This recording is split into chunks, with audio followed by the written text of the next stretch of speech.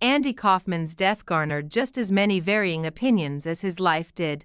The idea that the comedian may or may not have faked his own death is explored in Thank You Very Much, a newly released documentary by Emmy-nominated director Alex Braverman.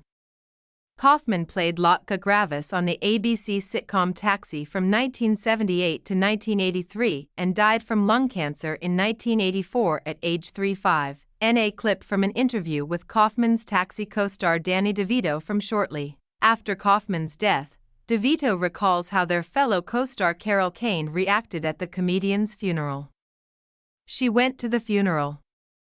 She said she went up to the casket and poked him because even at that moment, she didn't think Andy had gone.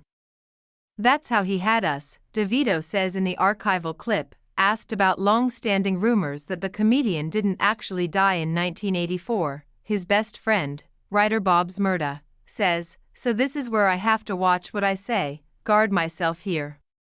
Because, did Andy Kaufman fake his death or not? One thing I do know, had Andy Kaufman not died, what would he be doing?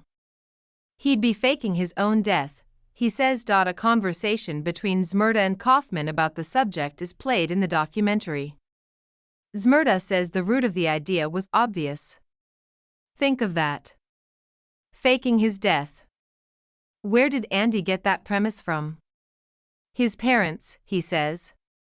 They faked Papu's death, he continues, referring to Kaufman's beloved grandfather.